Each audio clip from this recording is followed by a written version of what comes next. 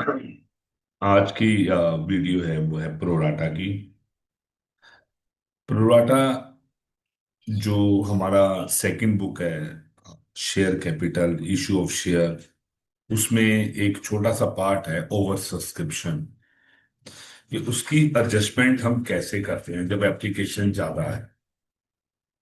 तो एप्लीकेशन ज्यादा जब आती हैं तो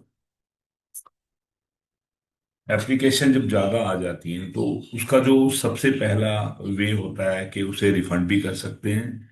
लेकिन जो मोस्ट इम्पोर्टेंट है वो है प्रोराटा। उसे हम रेशो के हिसाब से शेयर दे देते हैं। तो ऐसे केस के अंदर हम एडवांस मनी कैसे निकालते हैं, और अगर कोई शेयर होल्डर हमारे पैसे नहीं देता है तो उसका अमाउंट हम कैसे निकालते हैं कॉल सी लीडर का, वो इस वीडियो में मैंने आपको बताया है। तो फर्स्ट ऑफ ऑल मैंने एग्जांपल लिया है। पहले तो मैंने ये बताया है कि adjustment of over subscription. 10,000 share हैं, एक 10 रुपए का है। मैंने बड़ा छोटा एग्जांपल दिया है। 10,000 शेयर लिए मैंने। एप्लीकेशन दो है, तीन है और पांच है। फिर मैंने लिया है कि एक एक्स शेयर होल्डर है जिसके पास 100 शेयर है, उसने मेरा अलॉटमेंट और कॉल मनी का पैसा नहीं दिया है। और मेरी जो एप्लीकेशन रिसीव्ड है वो 12,000 है। तो अब मुझे ये बताना है कि एक्स ने मेरा कितना कितना अमाउंट पे नहीं करा है। और दूसरा, अगर एक्स के शेयर में फॉरफिट करता हूं तो कितना अमाउंट उसका फॉरफिटेड होता है। तो इस वीडियो में मैंने ये बताना। ये क्वेश्चन आपके सामने है। दोबारा बता रहा हूं, 10,000 शेयर, एक 10 का। एप्लीकेशन दो, तीन, पांच।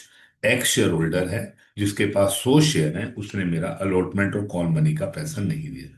लेकिन जब एप्लीकेशन आई है वो ज्यादा है, 12,000 आई है। अगर नॉर्मली 10,000 एप्लीकेशन आती तो अलॉटमेंट का पैसा 300 या 500 बैट था फर्स्ट कॉल का, एक्स का। लेकिन अब उसका कुछ ना कुछ एडवांस मेरे पास है। तो how to find the advance money, वो इस मैं क्वेश्चन में बताऊंगा आपको। सबसे पहला स्टेप जो हमें लेना है जब भी करना है, हम एक रेशो लेंगे। जैसे 12,000 शेयर हैं और 10,000 शेयर हमारे पास अवेलेबल है। इन दोनों को मैंने सॉल्व करा, रेशो निकाली 6:5। 6:5 का मतलब है 6 मैंने अप्लाई करे थे और 5 मैंने शेयर अलॉट करे हैं। मतलब 6 शेयर मांगने वाले को 5 मिले हैं, तो 6 शेयर पे एक शेयर का एडवांस हो गया। फिर दूसरी इंपॉर्टेंट चीज है, मैं इसके अंदर एक टेबल बनाता हूं। जरूरी नहीं है टेबल आप बनाओ, लेकिन टेबल बनाने में थोड़ा सा आसान काम हो जाता है। तो सारी चीज क्लियर आ जाती है भी कौन कौन सा पैसा नहीं आया है। सबसे पहले शेयर एलोटेड लिखो यहाँ पे। यहाँ एक्स का नाम लिख दो क्योंकि एक्स शेयर होल्डर है। टेबल में एप्लीकेशन दो, अलॉटमेंट तीन, कॉल मनी पांच। और एक कॉलम जो अगर एक्स के शेयर फॉरफिट करते हैं तो एक लास्ट में एक कॉलम बना लो फॉरफिटेड अमाउंट के राम का, कितना एक्स का कितना अमाउंट जब्त हो। ठीक है, ये टेबल है। ये टेबल वर्किंग मोड में बनाना आप। ठीक है, लेकिन ये समझने के लिए बहुत जरूरी है टेबल ये। क्योंकि इसमें बिल्कुल क्लियर आएगा कि वो अगर एक्स डिफॉल्टर हुआ है पेमेंट के लिए तो उसने कितना कितना अमाउंट नहीं दिया है, वो एक ही जगह पर आएगा। जैसे एक्स के 100 शेयर हैं, मैंने उसने मुझे एप्लीकेशन दी है बट उसने मुझे अलॉटमेंट का पैसा नहीं दिया है। तो अलॉटमेंट को जो अमाउंट आएगा, देखो जो 100 शेयर हैं उसको मैं 3 से मल्टीप्लाई करूंगा, उसके 300 रुपीज नहीं आए। लेकिन एक माइनस मुझे करना पड़ेगा एक्सेस मनी। ये जो वर्ड एक्सेस मनी मुझे माइनस करना पड़ेगा, क्योंकि 6 मांगने पर उसे 5 शेयर मिले हैं, उसका कुछ ना कुछ पैसा मेरे पास एडवांस में है। फर्स्ट कॉल के कितने पैसे हैं? 500 रुपीज है जो नहीं दिए उसने। अब फोरफिटेड अमाउंट का क्या मतलब हुआ? फोरफिटेड हुआ वो दे चुका है जितना, तो उसने पैसे 2 रुपए नहीं दिए मेरे, 2 रुपए दिए, तो 200 रुपीज उसने मुझे दिए, वो फॉरफिट हो जाएंगे। लेकिन जो एक्सेस मनी है माइनस है, जो ऑलरेडी वो पे कर चुका है उसे मैं फॉरफिट कर लूंगा, इसे मैं प्लस कर दूंगा यहाँ पे।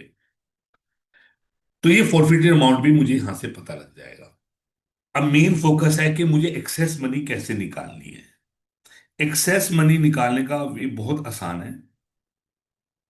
हम रेशियो का इस्तेमाल करते हैं। पहले तो मैं शेयर एलोटेड लिखता हूं मैं। सो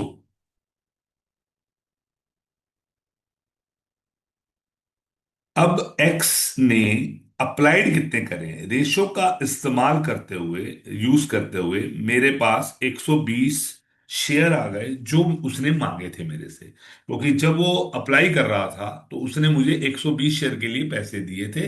लेकिन जब मैं शेयर दे रहा था, कंपनी शेयर दे रही थी, तो उसको हमने 100 शेयर दिए हैं। इसका मतलब है जो एक्सेस मनी आ गई, 120 माइनस 100, अप्लाइड में से एलोटेड माइनस करके एप्लीकेशन से मल्टीप्लाई कर दो, क्योंकि उसने 2 रुपए दिए। टोटल मिला के उसके 40 रुपए, 40 रुपीज एडवांस है कंपनी के पास, तो वो अलॉटमेंट पे एडजस्ट हुए हैं। तो मैं इसे 40 रुपीज माइनस कर दूंगा अलॉटमेंट पे, और जो ये 40 रुपीज वो दे चुका है मैं इसे फॉरफिट कर लूंगा। तो ये पूरी हमारी टेबल तैयार हो।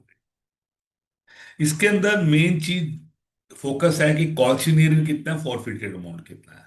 तो अब टेबल में बिल्कुल मुझे क्लियर नजर आ रहा है कि अगर एक्स है तो उसके पास 100 शेयर है, उसने कितना मुझे अलॉटमेंट का पैसा नहीं दिया। अब बोलोगे सर 260 रुपीज, ये 260 रुपीज उसने मुझे नहीं दिए हैं।